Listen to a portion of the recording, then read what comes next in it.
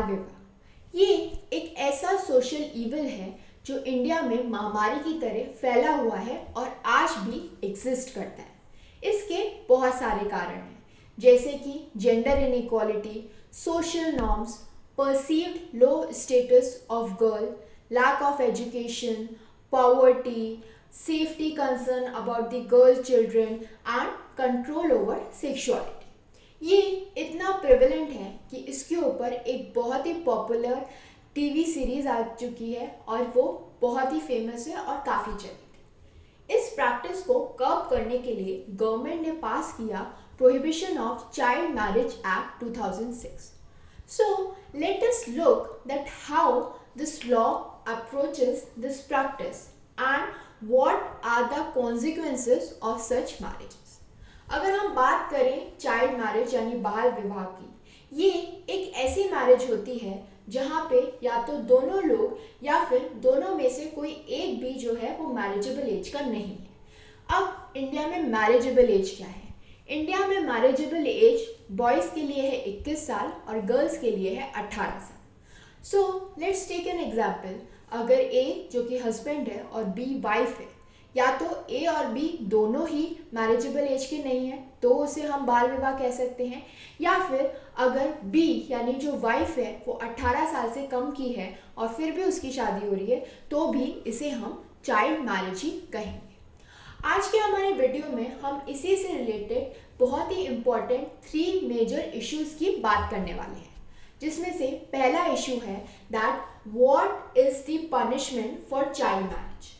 दूसरा है कि चाइल्ड मैरिज का लीगल स्टेटस क्या है इंडिया के अंदर, और तीसरा है कि क्या चाइल्ड मैरिज जो हुई है, जो ये बाल विवाह हुआ है, उसमें से मेंटेनेंस राइट्स अवेलेबल हैं या नहीं। सबसे पहले बात करते हैं हम हमारे पहले क्वेश्चन की, जो कि है what is the punishment for child marriage.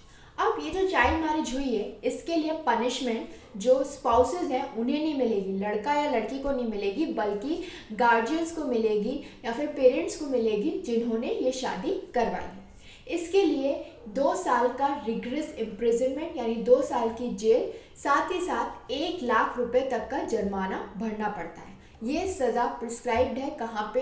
In the prohibition of child marriage act के अंदर। अब हम चलते हैं अपने दूसरे क्वेश्चन की तरफ। दूसरा क्वेश्चन क्या कहता है that what is the legal status of child marriage in India.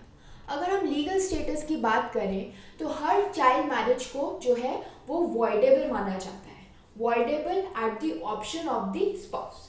अब ये वॉइडेबल वर्ड है क्या? ये बहुत ही सिंपल है, जिसको मैं आपको एक एग्जाम्पल के थ्रू बताती हूँ।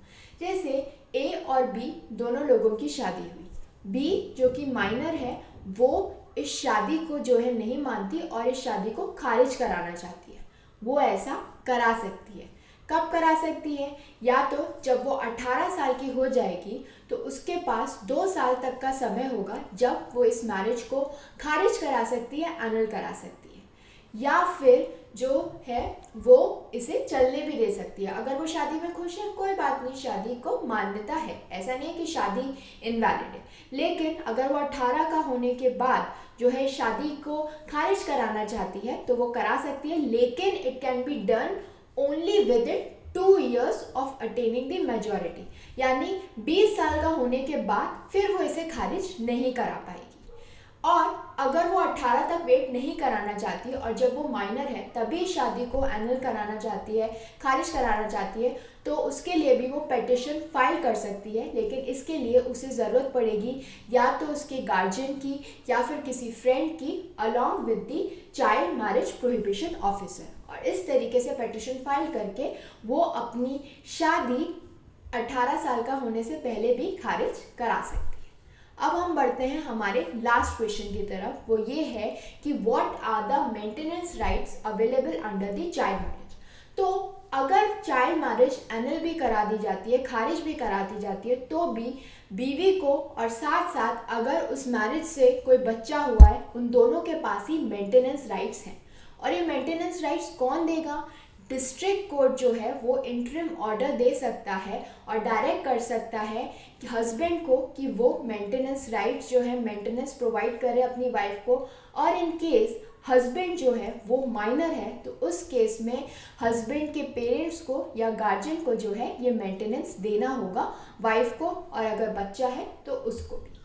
So I hope this video was helpful to all of you. Thank you for watching this video, and you can read more about the same on our website under explainers. Don't forget to follow Nyaya and do join us again for more of India's laws explained. Thank you very much.